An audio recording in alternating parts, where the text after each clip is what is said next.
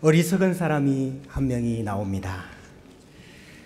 13절에 보니까 오늘이나 내일이나 우리가 어떤 도시에 가서 거기서 1년을 머물며 장사하여 이익을 보리라 하는 사람입니다. 사업을 계획하고 있는 사람이네요. 이 사람은 사업을 위해서 아마 치밀하게 계획을 세웠을 것입니다. 어떤 장사를 할 것인지, 어느 도시에 가서 할 것인지, 또 물건은 어떻게 조달을 할 것인지, 마케팅은 어떻게 할 것인지, 1년간 장사를 하면 얼마가 남을 것인지 계획을 잘 하지 않았겠습니까? 그런데 새로운 사업을 구상하고 있는 이 사람에게 무엇이 잘못된 것일까요? 계획에 무슨 문제가 있었던 것입니까? 혹은 이렇게 경제가 좋지 못한데, 경기가 좋지 못한데 이 시기에 새로운 사업을 하는 것이 잘못된 것입니까? 아니면 장사할 도시를 잘못 선택한 것입니까? 아니면 손익계산을 잘못한 것입니까? 성경이 그를 어리석다라고 하는 이유는 내일이 나의 시간이라고 생각했기 때문입니다. 14절 말씀에 내일 일을 너희가 알지 못하는도다. 너희 생명이 무엇이냐? 너희는 잠깐 보이다가 없어지는 안개니라. 우리의 인생을 우리가 살고 있는 것 같지만 인생이라는 시간의 주도권은 하나님께 있습니다. 그럼에도 불구하고 이 시간의 주도권이 나에게 있는 것처럼 내일이라는 시간이 당연히 나의 것인 양 생각한 것이 잘못인 것입니다. 내일이라는 시간은 나의 것이 아니라 하나님의 것입니다. 누가복음 12장에 보면 한 부자가 나오지요. 부자가 농사가 잘 되었습니다. 소출이 풍부하게 되었습니다. 그런데 곡식 쌓아둘 곡간이 너무 협소한 거예요. 그래서 어찌할꼬 하다가 내가 이 곡간을 헐고 더 크게 짓고 내 모든 곡식과 물건을 거기 쌓아두리라 그랬습니다. 그렇게 하고는 내 영혼에게 이렇게 이야기를 합니다. 여러 해 쓸 물건을 많이 쌓아두었으니 평안히 쉬고 먹고 마시고 즐거워하자 그랬습니다. 그런데 하나님께서 그 부자에게 이렇게 말씀을 하십니다. 어리석은 자여, 오늘 밤에 내 영혼을 도로 찾으리니 그러면 내 준비한 것이 누구의 것이 되겠느냐? 이 부자의 어리석음이 무엇입니까? 내일이라는 시간이 나의 것이라고 생각한 것입니다. 여러분, 우리가 2016년도를 마무리하고 이제 2017년도를 기다리고 있습니다. 내년도 달력이 벌써 나왔습니다. 그런데 여러분, 2017년도라는 시간이 정말 나의 시간이 맞습니까? 그 시간이 나의 것입니까? 나의 소유입니까? 성경은 말합니다. 내일이라는 시간은 너의 소유가 아니다. 너의 것이 아니다. 그래서 성경은 내일 일을 자랑하지 말라 그렇게 말씀하십니다. 잠언 27장 1절에 너는 내일 일을 자랑하지 말라. 하루 동안에 무슨 일이 일어날는지 내가 알 수 없음이니라 그랬습니다. 동시에 내일 일을 염려하지도 말라 그렇게 말씀하십니다. 마태복음 6장 34절에 내일 일을 위하여 염려하지 말라. 내일 일은 내일이 염려할 것이요 한날 괴로움은 그날로 족하니라. 왜 염려하지 말라고 하시나요? 내일이라는 시간이 너의 것이 아니라는 거예요. 왜 당연히 내일이라는 시간이 너의 것인 줄로 알고 내일 일을 염려하느냐? 내일이는 내일이라는 시간이 염려하게 두라. 여러분, 원대한 꿈, 확고한 비전 좋습니다. 마음껏 꿈꾸시고 마음껏 소망하십시오. 그러나 잊지 마십시오. 내일이라는 시간은 나의 것이 아닙니다. 그렇다면 우리는 내일 일을 계획도 하면 안 된다는 말입니까? 우리는 내일에 대한 소망도 가져서는 안 된다는 말입니까?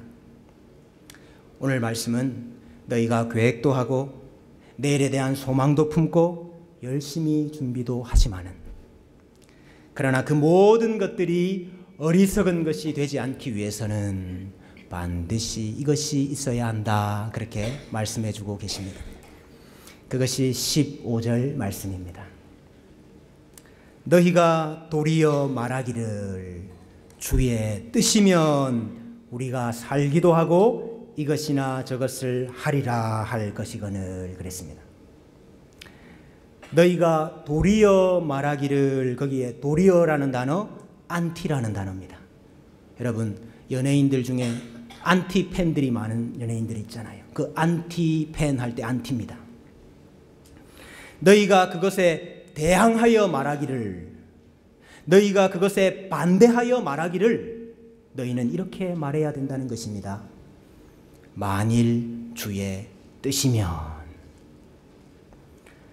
만일 주의 뜻이면 내가 살기도 하고 내가 이것이나 저것을 하게 될 것입니다. 만일 주의 뜻이면, 이것이 무슨 의미입니까? 시간의 주도권이 나에게 있지 아니함을 고백하는 것입니다. 시간의 주권이 하나님께 있다는 것을 인정하는 것입니다. 내일이라는 시간이 우리에게 주어지는 것은 하나님의 뜻에 달린 일인 것입니다. 1년간 장사하여서 내가 이렇게 이익을 보리라 한 그 사람의 계획은 그 사람의 계획에 의해서 이루어지는 것이 아니라 하나님의 뜻에 의해서만 이루어질 수 있다는 것입니다. 성경에도 이런 예가 많이 있습니다. 바울이 고린도 교회에게 하는 말입니다. 고린도전서 16장 7절에 이제는 지나가는 길에 너희 보기를 원하지 아니하노니 이는 만일 주께서 허락하시면 얼마 동안 너희와 함께 머물기를 바람이라, 그랬어요. 바울이 고린도 교회에 좀 오랫동안 함께 머물고 싶었습니다. 그런데 만일 주께서 허락하시면, 바울이 에베소를 떠날 때에도 이렇게 말했습니다. 사도행전 18장 21절에 작별하여 이르되 만일 하나님의 뜻이면 너희에게로 돌아오리라. 바울이 에베소를 떠날 때에 에베소 교회로 다시 돌아오고 싶었습니다. 그러나 만일 주의 뜻이면,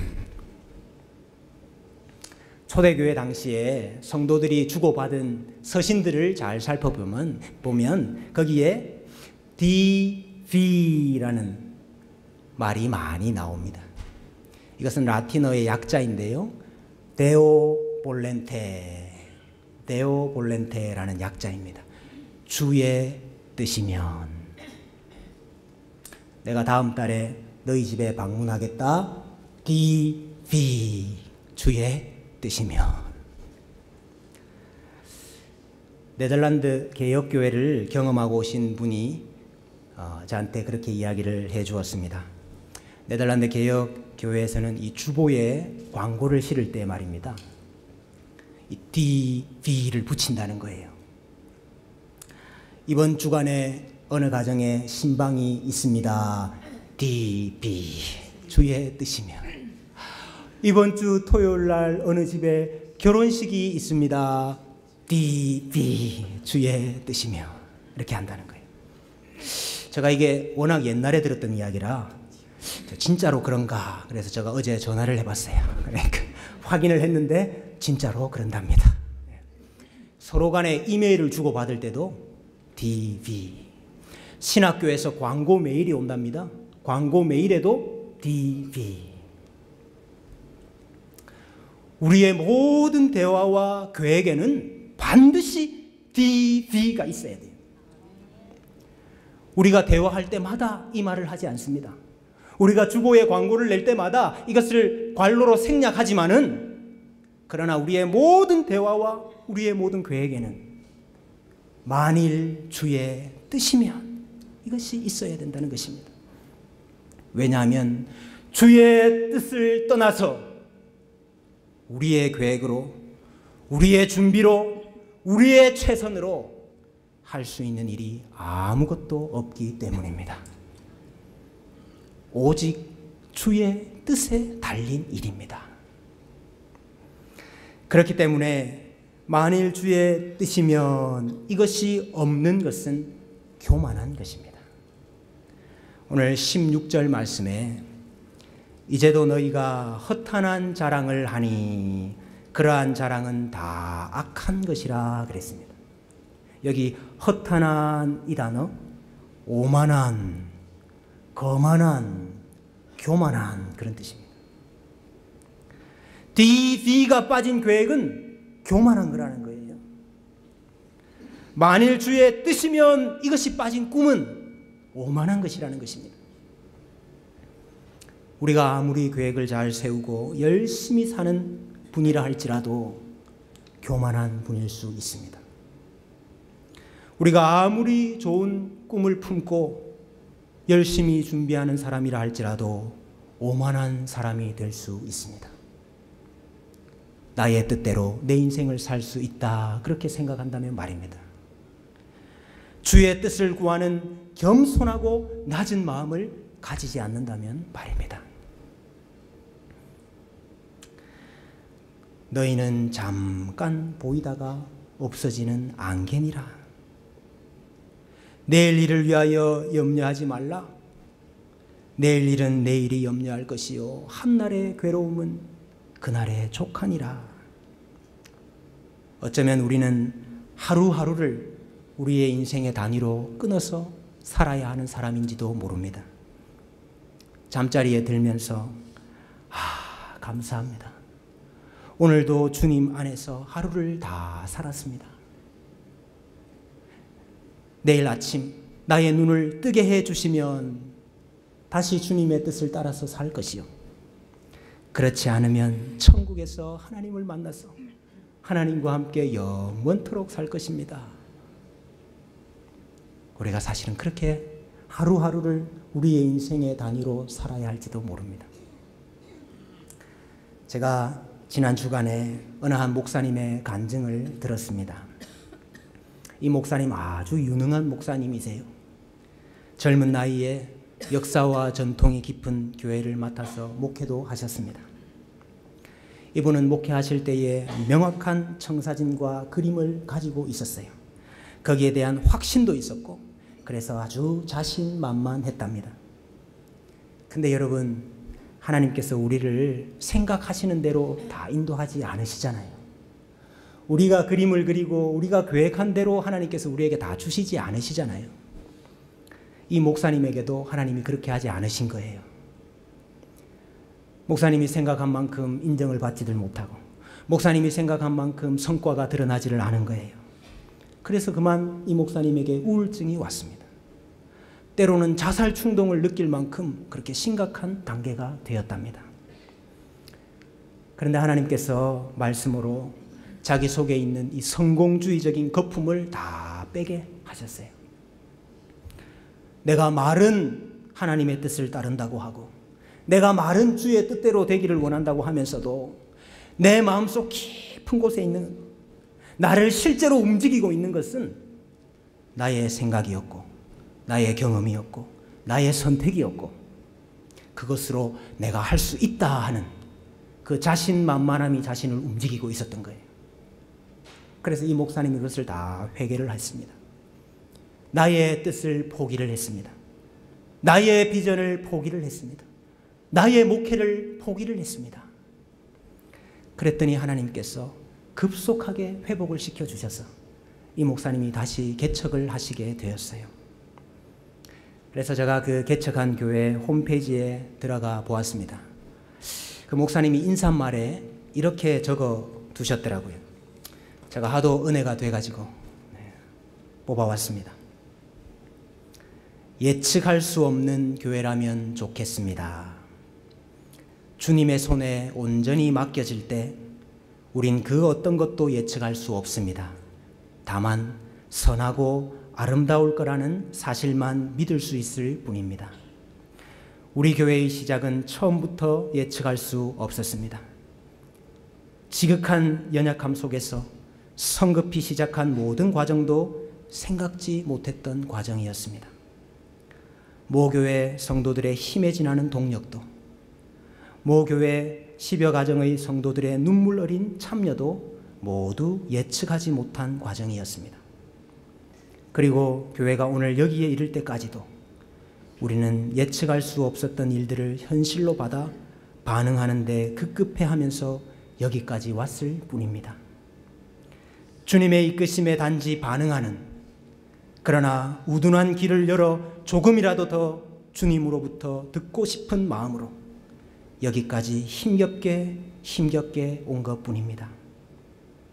어찌 하다 보니 하나님의 은혜로 하나님의 이끄심이라 확신하고 2016년 1월 첫 주일에 첫 분립개척 교회를 나왔습니다. 개척 6년 만이니 아이가 아이를 낳은 형국입니다. 그래서 미안하기도 합니다. 앞으로 어떻게 인도하실지도 예측할 수 없습니다. 다만 허락하시는 대로 계속 순종하는 것이 주님의 뜻이라 생각하고 두 번째 분립개척 교회를 준비하고 있는 중입니다. 우리는 교회가 거기에 있는 것으로 인해 세상이 교회의 존재 이유와 목적을 이해하고 함께하는 교회이길 조심스럽게 바라고 있습니다. 예수 그리스도가 세상의 유일한 답이신 것을 말씀 선포와 성실한 삶으로 드러내기를 원하고 있습니다. 교회가 왜 자기를 내어주신 예수 그리스도의 몸인지를 세상에 알리고 싶습니다. 우리 지역에서 축복이 되는 공동체가 되고 싶습니다. 다만 예측할 수 없으므로 오늘 여기에서 주시는 주님의 음성이 우리의 욕망과 섞이지 않기를 바랄 뿐입니다. 그 음성을 맑게 듣고 잘 순종하고 싶습니다. 저 설교보다 훨씬 나은 것 같습니다.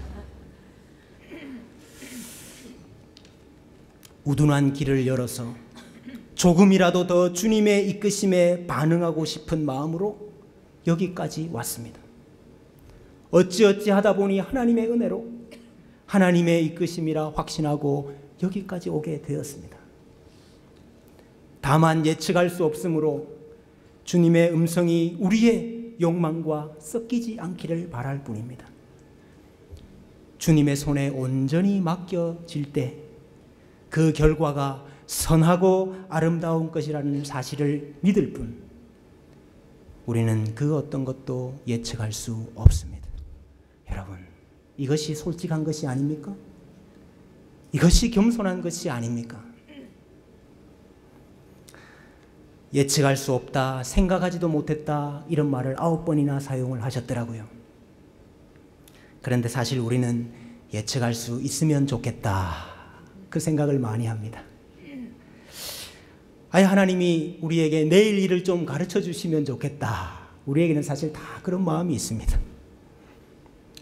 그래서 점집에 우리 교회 집사님 단골이 그렇게 많다고 하네요.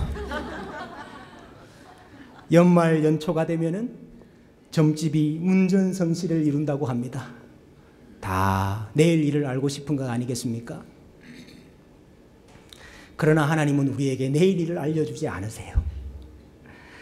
장래 일을 알기 위해서 무당을 찾아가고 신접한 자를 찾아가는 것 하나님께서 금하셨습니다.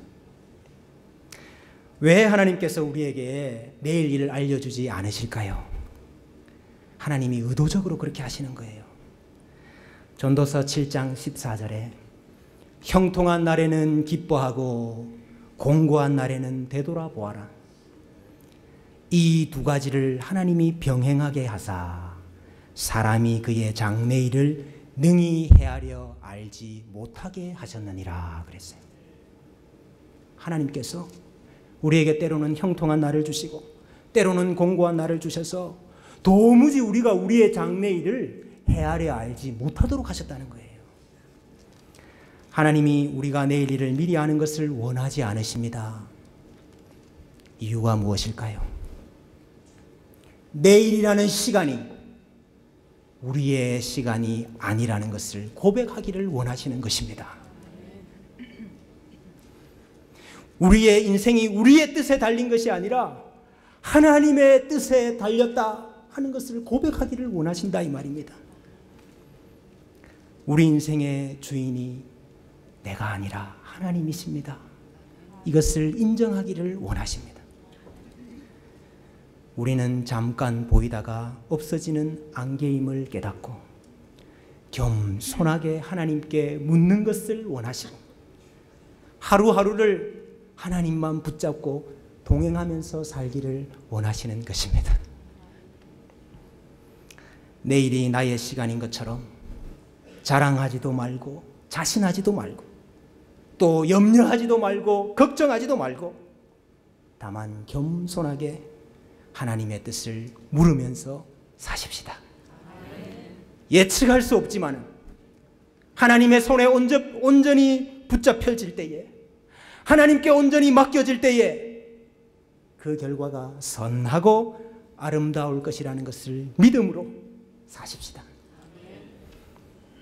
그 주님의 뜻이 우리의 욕망과 우리의 욕심과 섞이지 않고 오직 하나님의 뜻만이 우리를 통하여 드러날 수 있도록 기도하면서 사십시다. 오직 하나님의 뜻만이 이루어지는 우리 인생과 우리 가정과 우리 교회가 되기를 주님의 이름으로 축원합니다. 우리 시간 합심해서 한번 기도하십시다.